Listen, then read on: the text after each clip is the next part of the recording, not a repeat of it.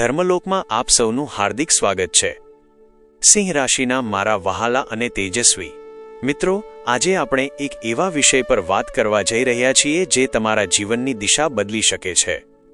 આપણે ઘણીવાર સાંભળીએ છીએ કે સમય દરેકનો આવે છે અને આ વાત 100% સાચી છે, પણ વાસ્તવિકતા એ છે કે સમય માત્ર તેમનો જ ટકી રહે છે જેઓ શિસ્ત સાથે પરસેવો પાડતા જાણે છે।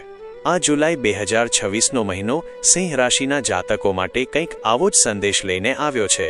આ કોઈ સામાન્ય આગાહી નથી, પરંતુ તમારા જીવનના વિવિધ પાસાઓ જેવા કે સ્વાસ્થ્ય, શિક્ષણ, પ્રેમ, લગ્ન જીવન અને કારકિર્દીનું ઊંડાણપૂર્વકનું વિશ્લેષણ છે।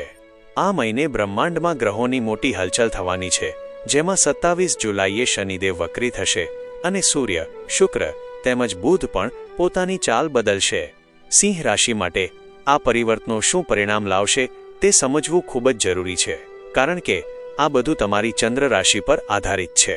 આ વાતોને માત્ર સાંભળવા ખાતર ન સાંભળતા પણ તમારા જીવન સાથે જોડીને જોજો, કારણ કે આ વિડિયો ખાસ તમારા માટે જ તૈયાર કરવામાં આવ્યો છે, જેથી તમે આવનારા પડકારો અને તકો માટે તૈયાર રહી શકો।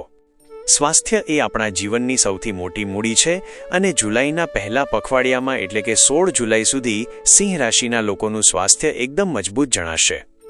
તમે ઉર્જાથી ભરપૂર હશો અને જૂની બીમારીઓમાંથી પણ રાહત અનુભવશો, પરંતુ જેવો સૂર્ય 16 જુલાઈએ કર્ક રાશિમાં એટલે કે તમારા 12મા ભાવમાં પ્રવેશ કરશે ત્યારે તમારે સાવચેત રહેવાની જરૂર પડશે। જ્યોતિષીય વાસ્તવિકતા એ છે કે જ્યારે રાશિનો સ્વામી 12મા ભાવમાં જાય છે ત્યારે રોગ પ્રતિકારક શક્તિમાં થોડો ઘટાડો આવે છે। આ સમયે તમને નાની નાની સમસ્યાઓ જેવી કે શરદી, ઉધરસ અથવા એલર્જી પરેશાન કરી શકે છે। ખાસ કરીને જો તમે મુસાફરી કરી રહ્યા હોવ તો માથાનો દુખાવો કે આંખોમાં બળતરા જેવી ફરિયાદો થઈ શકે છે। આ કોઈ ગંભીર બીમારી નથી, પરંતુ જો તમે તેને નજરઅંદાજ કરશો તો તે તમારો સમય બગાડી શકે છે। વાસ્તવિકતા એ છે કે આ સમયે તમારે તમારા આહાર અને ઊંઘ પર ખાસ ધ્યાન આપવું જોઈએ, જેથી આ નાના અવરોધો તમારી ગતિને રોકી ન શકે। શિક્ષણ અને અભ્યાસની બાબતમાં સિંહ રાશિના વિદ્યાર્થીઓ માટે આ મહિનો ક્રાંતિકારી સાબિત થઈ શકે છે। બૃહસ્પતિ દેવ તમારા 12મા ભાવમાં ઉચ્ચના થઈને બિરાજમાન છે, જેનો સીધો અર્થ એ છે કે તમે તમારા અભ્યાસના ક્ષેત્રમાં કોઈ મોટો ફેરફાર કરવાનું વિચારી રહ્યા છો। કદાચ તમે કોઈ નવા શહેરમાં કોચિંગ માટે જવા માંગો છો અથવા ઉચ્ચ અભ્યાસ માટે વિદેશ જવાની તૈયારી કરી રહ્યા છો। આ સમય તમારા માટે શ્રેષ્ઠ છે, કારણ કે તમારું જ્ઞાન વધશે અને એકાગ્રતામાં સુધારો થશે। ઉદાહરણ તરીકે, જો તમે લાંબા સમયથી કોઈ સ્પર્ધાત્મક પરીક્ષાની તૈયારી કરી રહ્યા હતા અને તમને લાગતું હતું કે તમે એક જ જગ્યાએ અટકી ગયા છો, તો આ મહિને તમને નવી દિશા મળશે।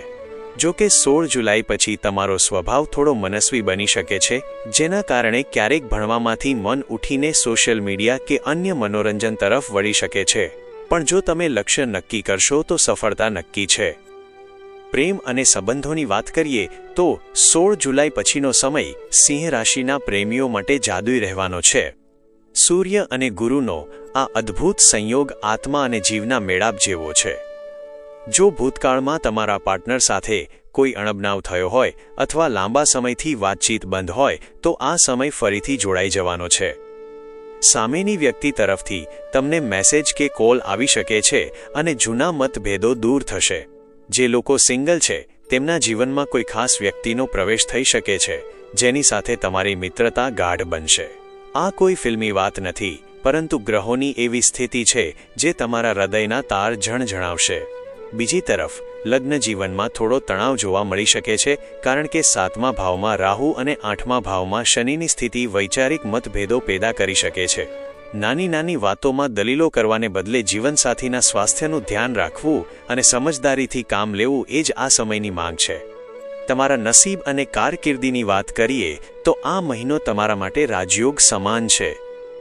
ભાગ્યનો સ્વામી મંગળ તમારા 10મા ભાવમાં એટલે કે કર્મ ભાવમાં બેઠો છે, જે કેન્દ્ર ત્રિકોણ રાજયોગ બનાવી રહ્યો છે। આનો અર્થ એ છે કે તમારા સાહસ અને પરાક્રમમાં જબરદસ્ત વધારો થશે। તમે કાર્યક્ષેત્રમાં એક મજબૂત લીડર તરીકે ઉભરી આવશો। જો તમે રિયલ એસ્ટેટ, એન્જિનિયરિંગ અથવા આઈટી ક્ષેત્રે છો તો તમને મોટી સફળતા મળી શકે છે। મંગળની આ સ્થિતિ તમને પ્રોપર્ટી કે સોનામાં રોકાણ કરવા માટે પ્રેરિત કરશે અને આ રોકાણ ભવિષ્યમાં ખૂબ જ ફાયદાકારક રહેશે. નોકરી કરતા લોકોને પ્રમોશન મળવાની પ્રબળ શક્યતા છે અને નવી નોકરીની શોધમાં રહેલા લોકોને 5 જુલાઈ પછી સારા સમાચાર મળી શકે છે. વ્યાપારીઓ માટે 7 જુલાઈ પછીનો સમય વધુ અનુકૂળ રહેશે, જ્યારે બુધ દેવની કૃપા તમારા વ્યવસાય પર ઉતરશે. ઓફિસમાં થતી રાજનીતિથી ગભરાવાની જરૂર નથી, કારણ કે તમારી ઊર્જા અને કામ કરવાની પદ્ધતિ બધાને પ્રભાવિત કરશે. જીવનમાં આવતા આ ઉતાર ચઢાવને પહોંચી વળવા અને ગ્રહોની નકારાત્મક અસરોને ઓછી કરવા માટે કેટલાક સરળ પણ શક્તિશાળી ઉપાયો કરવા જરૂરી છે. દરરોજ સવારે તાંબાના લોટામાં જળ ભરીને ઉગતા સૂર્યનારાયણને અર્પણ કરવું જોઈએ અને ઓમ ઘૃણી સૂર્યાય નમઃ મંત્રનો જાપ કરવો જોઈએ. સૂર્યદેવની આ ઉપાસના તમારા આત્મવિશ્વાસને વધારશે. આ સાથે જ આદિત્ય હૃદય સ્તોત્રનો પાઠ કરવો તમારા માટે કવચ સમાન સાબિત થશે. મંગળની ઊર્જાને સકારાત્મક બનાવવા માટે દરરોજ હનુમાન ચાલીસાના પાઠ કરો અને મહાદેવની પૂજા કરો. આ ઉપાયો તમને માત્ર આધ્યાત્મિક શાંતિ જ નહીં આપે, પરંતુ તમારા અટકેલા કાર્યોને ગતિ પણ આપશે. યાદ રાખજો કે ગ્રહો માત્ર સંકેત આપે છે, પણ તમારી મહેનત અને સાચી દિશા જ તમારું ભવિષ્ય લખે છે. ધર્મલોક સાથે જોડાયેલા રહેવા બદલ આપ સૌનો ખૂબ ખૂબ આભાર. અમને આશા છે કે સિંહ રાશિના જાતકો માટેનો આ વિગતવાર કાર્યક્રમ તમારા જીવનમાં નવી આશા અને માર્ગદર્શન લાવશે. જો તમને આ માહિતી ઉપયોગી લાગી હોય તો વિડીયોને લાઇક કરજો અને તમારા મિત્રો તેમજ પરિવારજનો સાથે શેર કરજો, જેથી તેઓ પણ આ જ્ઞાનનો લાભ લઈ શકે.